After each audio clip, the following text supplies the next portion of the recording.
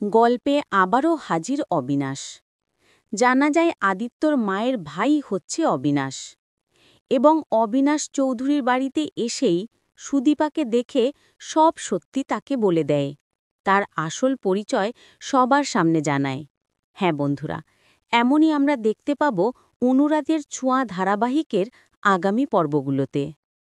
আদিত্যর মা বড় মাকে ডাক দিয়ে বলে ওঠে, আজ এই বাড়িতে আমার এক ভাই আসবে, হয়তো বা ২-১ দিন এই বাড়িতে থাকতে পারে। একটু আগেই সে বিদেশ থেকে দেশে ল্যান্ড করেছে, কিছুক্ষণের ভিতরে সে আমাদের বাড়িতে চলে আসবে।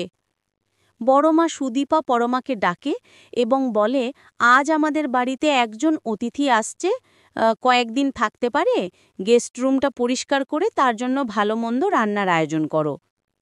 সুদীপার পরমা সঙ্গে সঙ্গে বলে, আচ্ছা বড়মা, আপনাকে এটা নিয়ে চিন্তা করতে হবে না।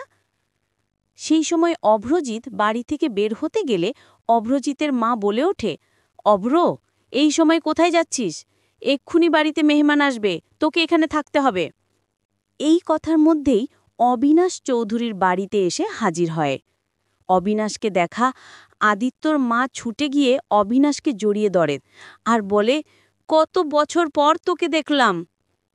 বড়মা বলে ওঠে, আপনার যতদিন মন চায় এ বাড়িতে থাকুন, আপনি থাকলে আমাদের খুব ভালো লাগবে। কথাটা শুনে অবিনাশ খুব খুশি হয়ে যায়। এরপর সে বলে, আপনার বাড়ির বাকি লোকদের সঙ্গে পরিচয় করাবেন না? তখন অভ্রজিতের মা একে একে বাড়ির সকলের সঙ্গে অবিনাশকে পরিচয় করিয়ে দেয়। তখন সুদীপার সঙ্গেও পরিচয় করাতে যায়। সুদীপাকে দেখা মাত্রই অবিনাশ চমকে ওঠে আর মনে মনে বলতে থাকে, এ কি, এ তো হুবহু দীপার মতন দেখতে। তখন অবিনাশ অভ্রজিতের মাকে দেখিয়ে জিজ্ঞেস করে, এই মেয়েটাকে, এই মেয়েটার নাম কি? তখন অভ্রজিতের মা রেগে গিয়ে বলে ওঠে, এই মেয়ে এই বাড়ির বউ, বংশ পরিচয় ছাড়া একটা মেয়ে এ বাড়িতে কখনো বউ হতে পারে না। এই কথাগুলো শুনে অবিনাশ অবাক হয়ে যায়।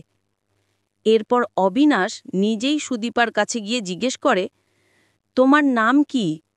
সুদীপা নিজের মুখেই বলে, আমার নাম সুদীপা। নামটা শোনা মাত্রই অবিনাশ আবারও চমকে ওঠে। তার তখনই মনে পড়ে, হ্যাঁ, দীপার নাতনি একটা নামও তো সুদীপা রাখা হয়েছিল। অবিনাশ তখন সুদীপার মাথায় হাত রেখে বলে ওঠে, সুদীপা, তুই কত বড় হয়ে গেছিস, তোকে দেখতে হুবহু তোর ঠাম্মি দীপা সেনগুপ্তর মতন। এই কথা শুনে সুদীপা অবাক হয়ে যায়। সে মনে মনে বলে, সে কেন আমাকে দীপা বলছে? তখন অবিনাশ বাড়ির সকলের সামনেই বলে ওঠে, সুদীপার বংশ পরিচয়হীন নয়, আমি শতভাগ নিশ্চিত সে সেনগুপ্ত পরিবারের বংশধর। এই কথা শুনে চৌধুরী বাড়ির সবাই অবাক হয়ে যায়। সুদীপার পিসিমণি ভয় পেয়ে মনে মনে বলতে থাকে, এটা কি করে সম্ভব? এখন কি দিদিমণির পরিচয় সকলের সামনে চলে আসবে? তাছাড়া দিদিমণি যদি তার বংশ পরিচয় পেয়ে যায়, তাহলে এই বাড়ির লোকেরা আর দিদিমণিকে অপমান করতে পারবে না। পিসিমণি সিদ্ধান্ত নেয়, আমি নিজেই এবার দিদিমণির পরিচয় সকলের সামনে আনব।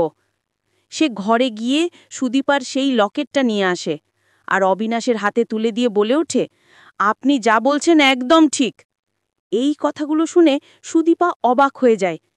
সে পিসিমণির কাছে এসে বলে ওঠে, পিসিমণি, তুমি এসব কি বলছো? তো বন্ধুরা, যদি এভাবেই অবিনাশ গল্পে হাজির হয়ে সুদীপার আসল পরিচয় সবার সামনে বলে দেয়, তা দেখতে তোমাদের কেমন লাগবে জানিয়ে দাও কমেন্ট করে।